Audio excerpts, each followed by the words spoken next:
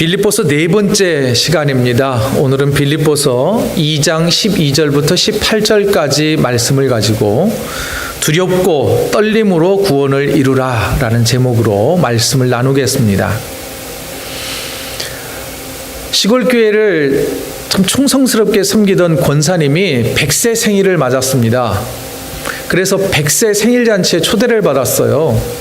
한참 흥이 돋구어져 있을 때에 이제 자녀들이 100세 맞으신 권사님 앞에 차례로 나아가서 큰 절을 하면서 생신을 축하드렸습니다. 그리고 자녀들의 축하가 끝나자 이 100세 되신 권사님께서 마이크를 잡고 쩌렁쩌렁한 목소리로 이 축하하러 온 하객들에게 감사의 인사를 전합니다. 그리고 이어서 자녀들을 향하여 덕담을 하시는데요. 그 덕담의 말씀이 참 의미 있었습니다.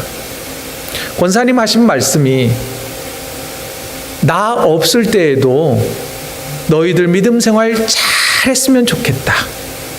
그래서 하나님 나라에서 다시 만났으면 너무 좋겠다라고 하는 덕담을 자녀들에게 해 주었습니다.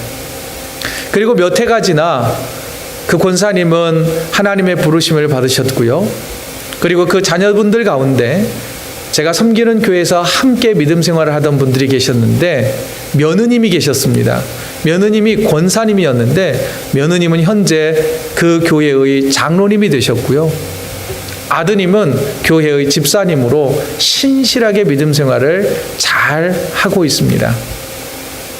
이 어머니의 마지막 유언과 같은 그 덕담을 신앙의 삶으로 이어가는 모습이 참 보기 좋았습니다.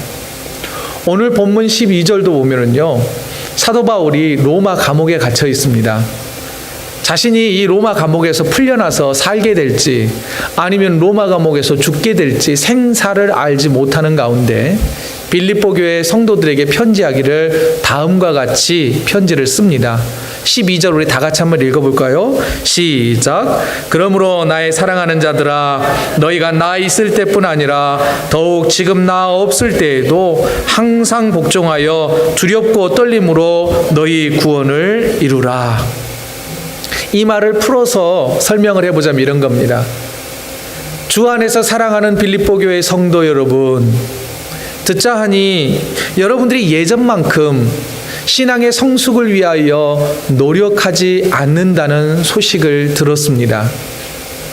그로 인하여서 신앙생활이 뒷걸음질 치고 있다고 하는데, 내가 여러분들과 함께 빌립보 교회에서 신앙생활하고 목회할 때 여러분들이 보여주셨던 그 신앙의 열정과 패기와 또한 흔들림 없는 여러분들의 믿음을 나 없는 지금 상황에도 계속 유지해 가면서 하나님이 값없이 주신 그 구원의 은혜를 두렵고 떨림으로 꼭 누릴 수 있기를 간절히 바랍니다 라고 하는 편지였어요.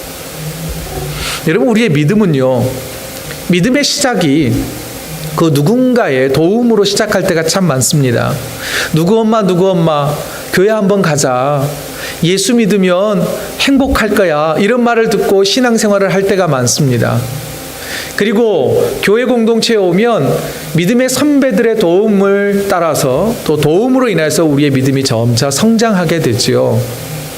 그런데 어느 순간이 되면 이제는 그 도움이 없어도 나를 교회 공동체로 이끌어주고 예수께로 인도해줬던 그분이 옆에 없어도, 더 나아가 우리의 신앙을 지도해주는 목회자가 없어도, 장로님이 없어도, 권사님이 없어도 이제는 우리가 스스로 하나님을 경험하고 하나님을 느끼고 하나님을 예배할 수 있는 그런 신앙의 성숙이 필요한 것입니다.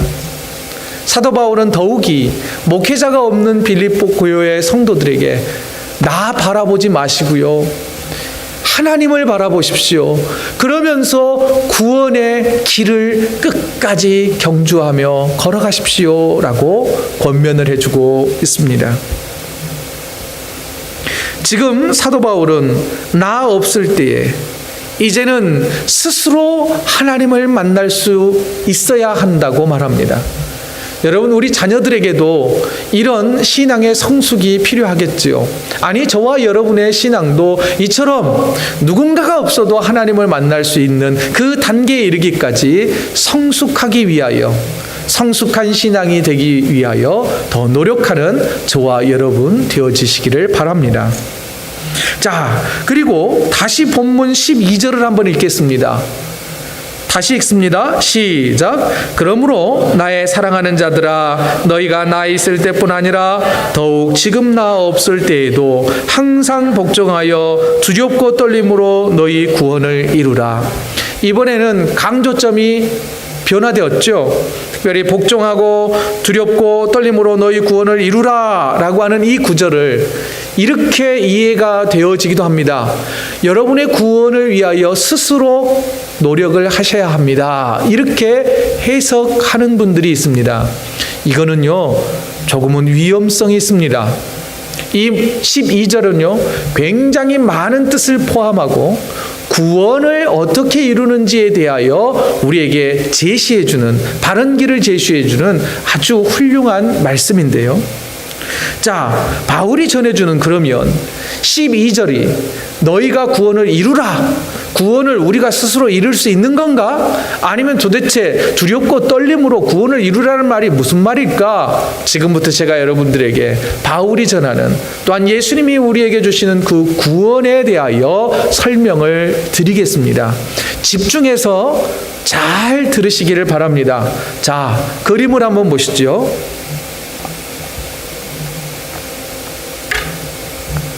하나님께서는 우리가 예수 그리스도를 구주로 믿는다라고 시인하고 인정하고 고백하는 그 순간, 그 즉시로 우리에게 구원의 은혜를 베풀어 주십니다. 그래서 우리는 그때부터, 그 즉시로부터 하나님의 자녀로 살아가게 됩니다. 더 나아가 이때 우리에게는 칭의가 이루어집니다.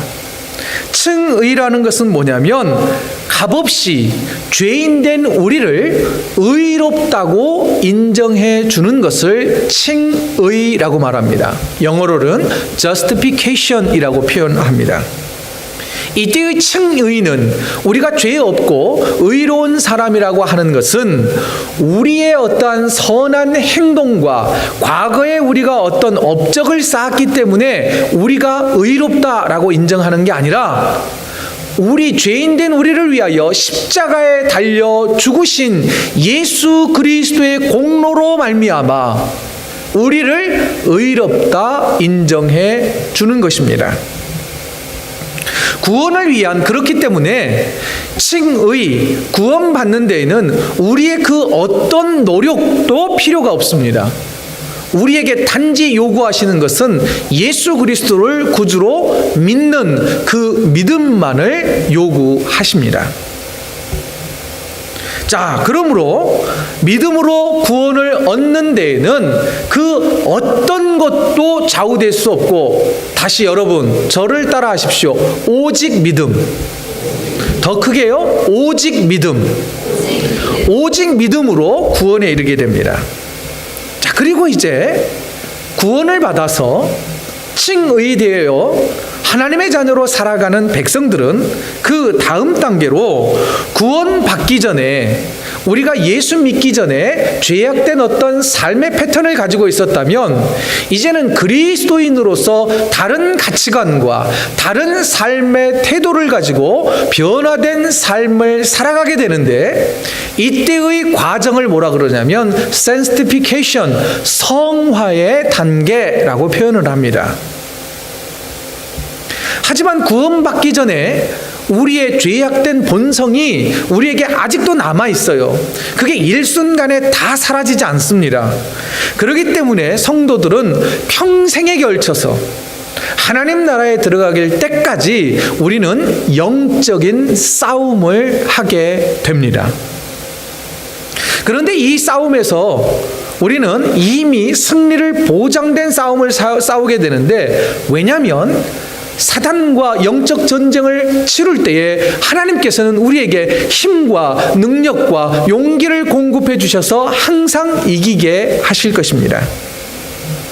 하지만 이런 변화, 성화의 과정을 거치는 동안 우리는 구원에 대한 확신이 어쩔 때는 확신에 차 있기도 하지만 때때로 시련과 연단과 낙심을 통하여서 구원의 확신이 조금 떨어지기도 하고 높아지기도 하는, 저는 이것을 영적 파도타기라고 표현하는데, 이 파도 타는 것처럼 오르락 내리락 하는 삶을 살게 될 것입니다. 그러나 우리가 성화의 과정을 거치는 동안 구원에 대한 확신이 점점 커질 것입니다. 이러한 성화의 과정을 거치는 과정을 속에서 우리는 주님이 다시 오시는 종말의 때에 영화로운 삶을 기대하며 살게 됩니다. 이 영화라고 하는 것은 glorification이라고 표현을 하고, 다른 말로 말하자면 하나님의 나라에서, 천국에서 영원히 사는 것을 말합니다. 간략히 다시 설명을 해보겠습니다. 구원의 은혜를 받은 모든 성도들에게는 첫째, 하나님의 자녀가 되는 권세가 그 즉시로 주어지고, 더불어서 영화로운 삶, 하나님 나라에서 영원히 사는 축복도 완전하게 보장이 됩니다. 이것은 그 어떤 것으로도 믿음을 가지고 있으면 누구에게도 빼앗길 수 없고 빼앗기지도 않습니다. 그러면 이 성화의 삶은 왜 필요하냐? 아직은 이 하나님의 나라의 완전한 영화의 삶을 우리가 누릴 수는 없습니다. 왜냐하면 이 영화로운 삶은 죽음, 개인적인 종말, 하나님 나라가 도래할 때에 완성되어지기 때문입니다. 그러므로 우리는 하나님 나라를 향하여서 기대하면서 믿음의 길을 걸어가야 되는데, 그냥 걸어갈 수는 없으니 변화된 삶을 유지하기 위하여 애써 노력하는 삶을 살게 된다라고 하는 것이 성화인 것입니다. 제가 읽은 책에는 이 구원과 성화와 이 영화의 단계를 이렇게 표현을 합니다.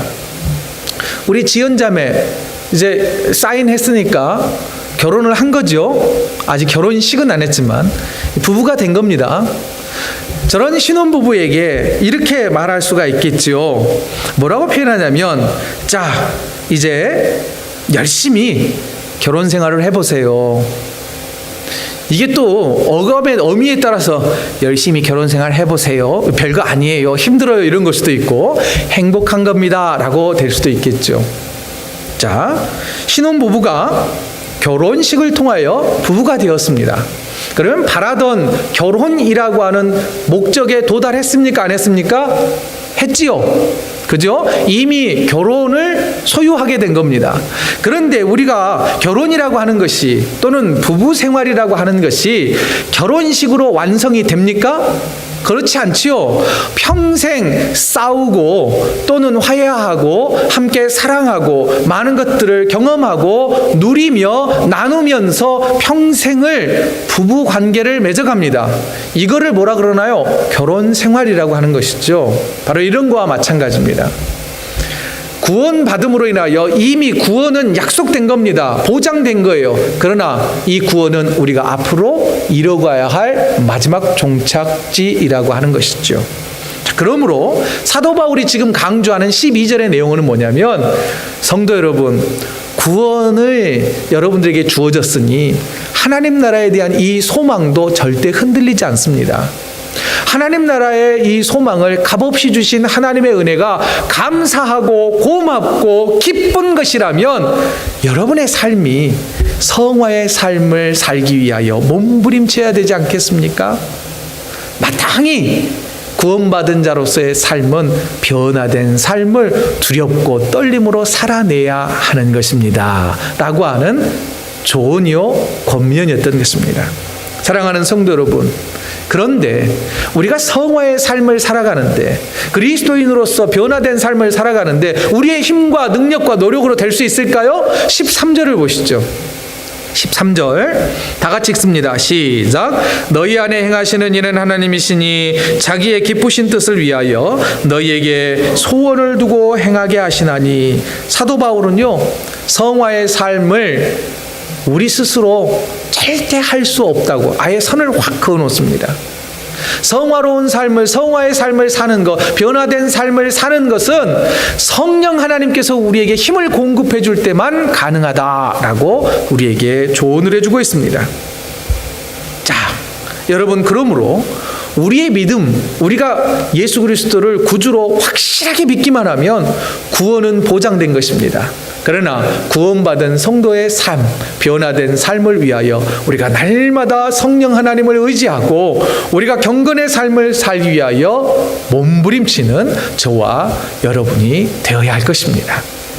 이어서 사도 바울은요, 그러면 구원의 은혜를 누리는 성도들의 변화된 삶의 태도는 무엇입니까? 무엇인지에 대해서 몇 가지를 제시합니다. 자, 구원의 은혜를 누리며 살아가는 성도들의 삶, 첫 번째, 다 같이 한번 읽어볼까요? 시작. 모든 일을 원망과 시비가 없이 해야 합니다. 사도 바울은 14절에서 그대로 모든 일을 원망과 시비가 없이 하라 라고 말합니다.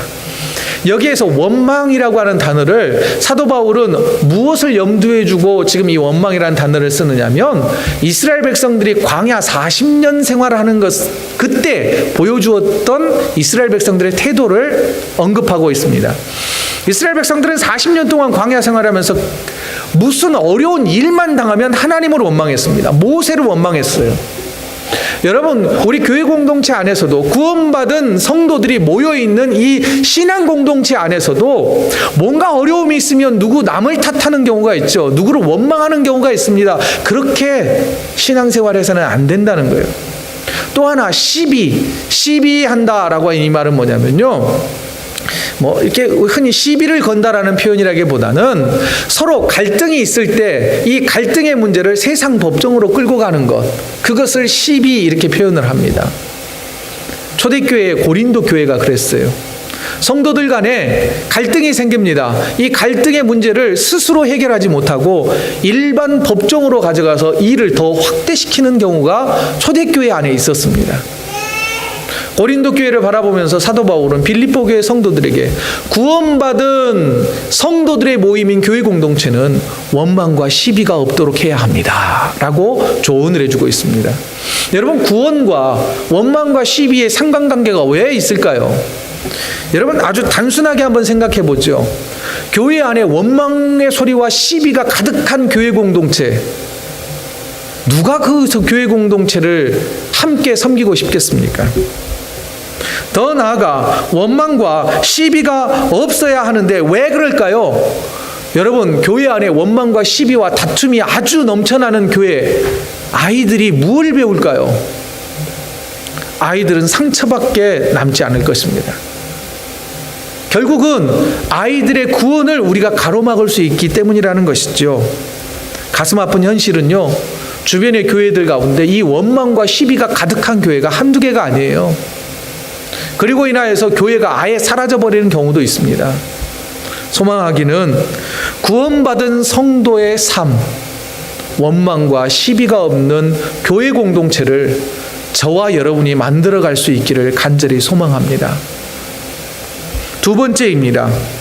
사도 바울은 우리에게 이렇게 권면합니다. 같이 읽습니다. 시작. 흠없고 순전하여 빛이 되는 삶을 살아야 합니다. 15절 같이 읽죠. 시작. 이는 너희가 흠이 없고 순전하여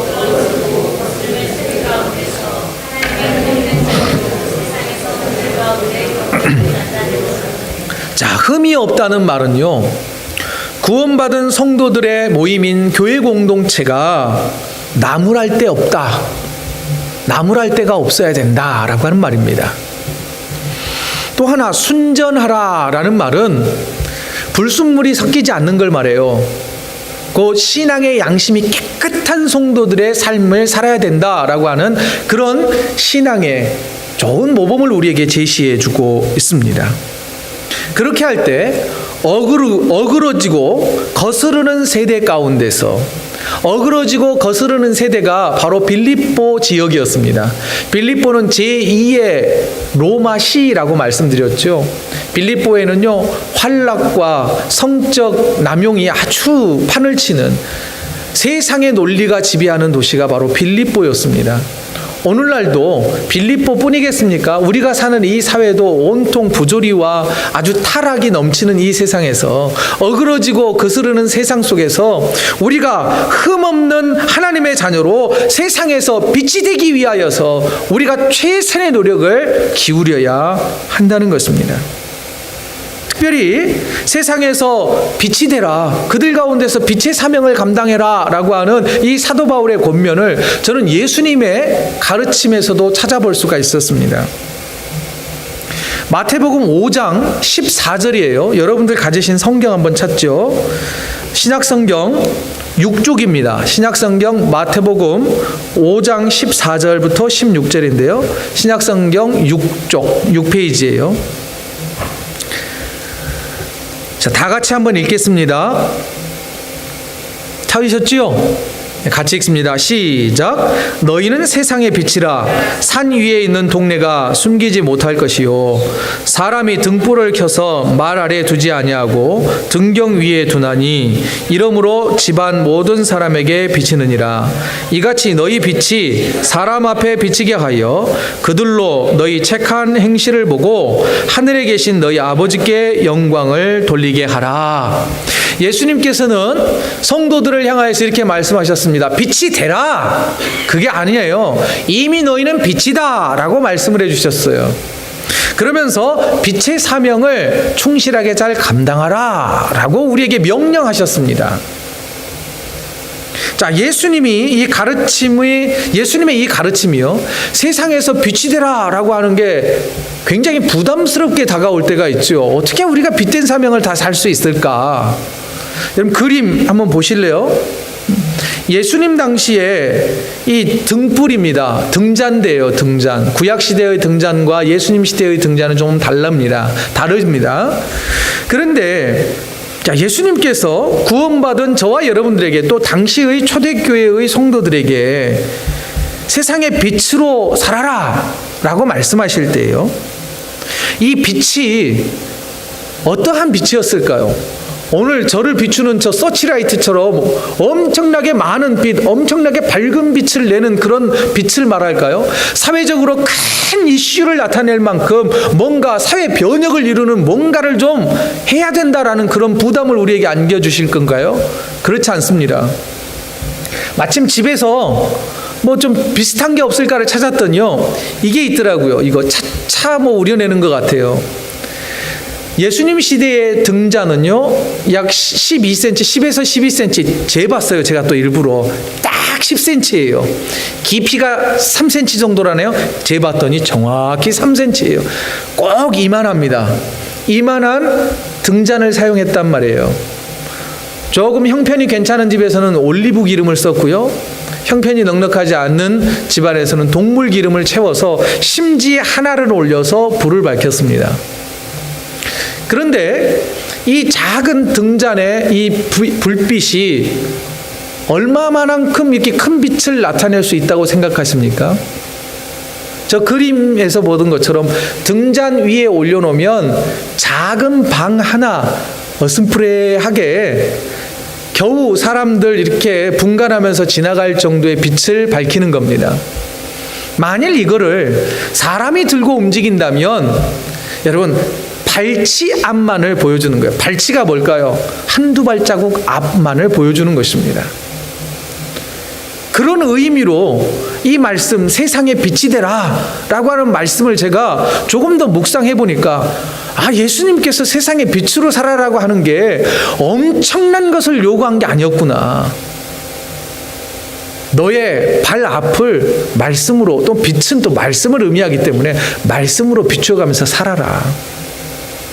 또 우리가 방금 읽었던 마태복음 5장의 내용을 보면은요, 이렇게 돼 있어요. 뭐라고 돼 있느냐면, 그러므로 집안 모든 사람에게 비치느니라. 결국은 이 등잔을 통하여서 누구를 밝게 하는 거예요? 우리 가정을 밝게 밝히는 거예요. 예수님께서는 우리에게 말씀하십니다. 세상에 빛이 되라.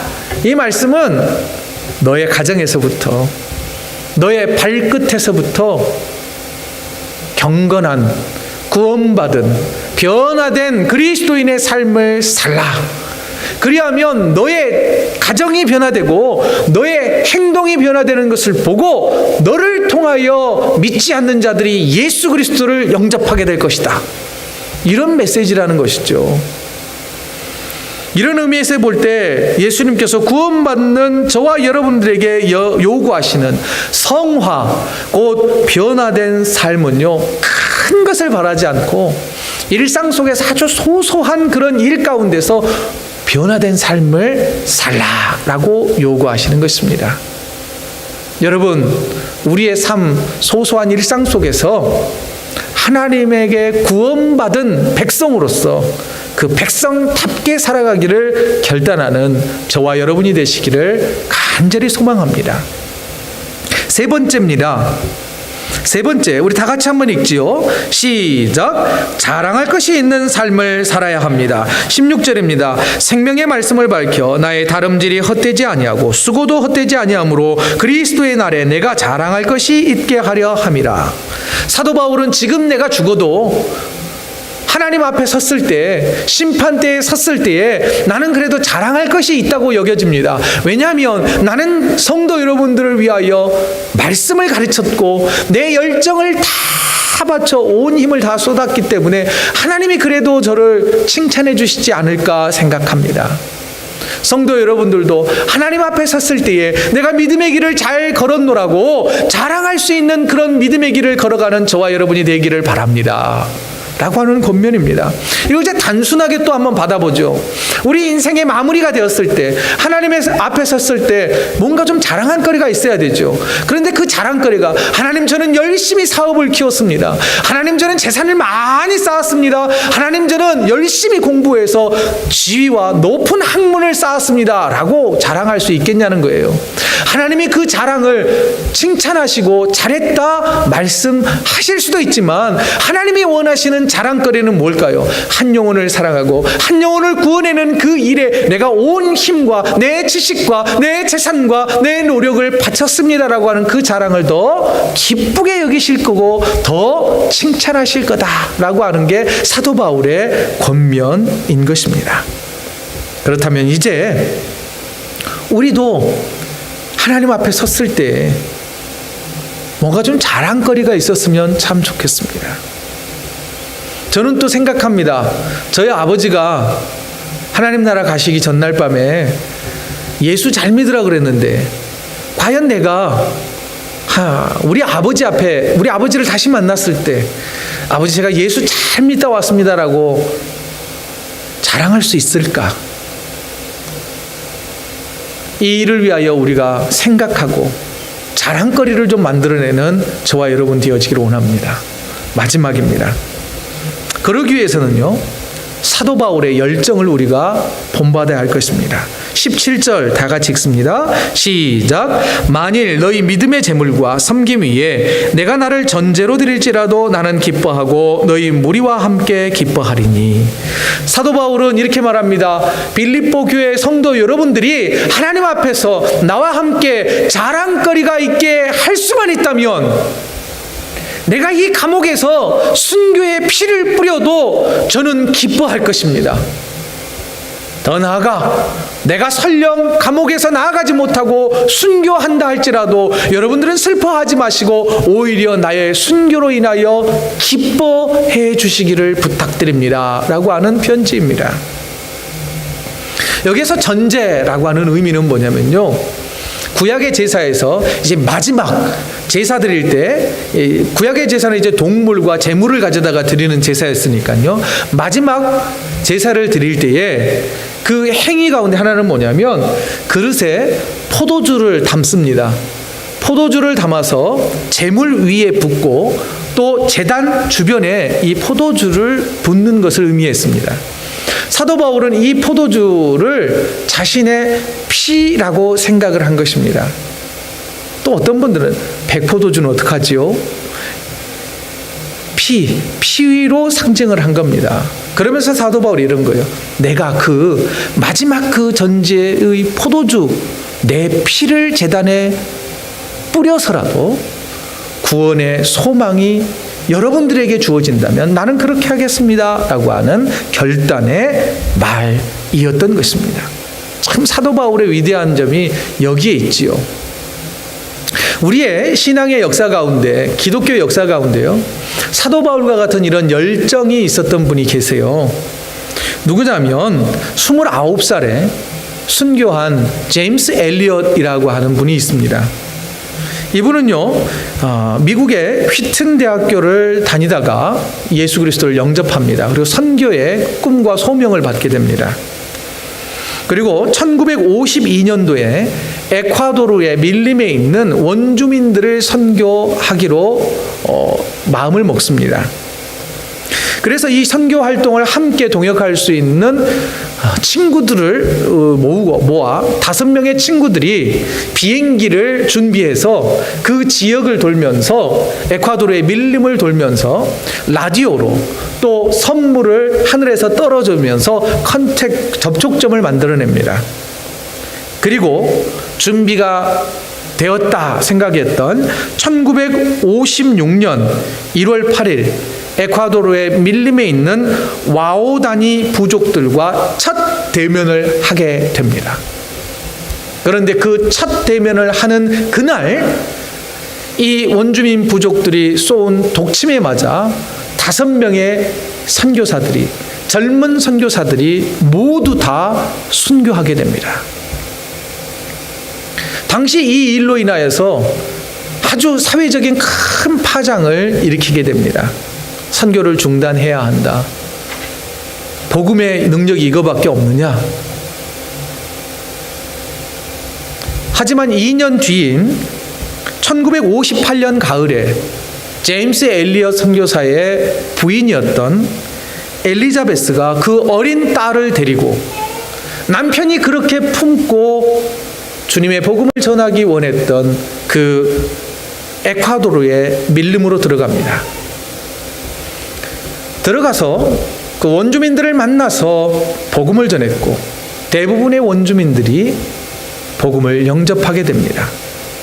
그리고 그녀가 본국인 미국으로 돌아가서 책에 쓰기를 그들이 만난 그 제임스 엘리자베스가 만난 그 부족은 성인 남자가 8명으로 이루어진 겨우 60명도 채 되지 않는 58명 남짓의 원주민 부족이었답니다.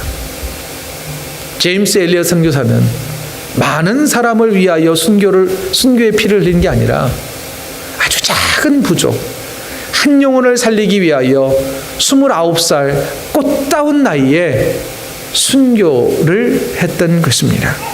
그런데 더 대단한 것은 이 제임스 엘리엇 선교사가 예수 그리스도를 믿고 그 이후로부터 묵상하면서 써놓은 영적 일기가 있는데 순교하기 8년 전 그의 나이 21살인 1948년에 쓰여놓은 기도문입니다.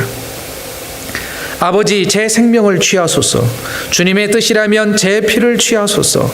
주님의 삼키는 불로 제 피를 태우소서. 제 것이 아니기에 아끼지 않겠습니다. 주님, 가지소서. 다 가지소서. 제 생명을 세상을 위한 희생으로 부으소서. 피는 주님의 제단 앞에 흐를 때만 가치 있는 것입니다.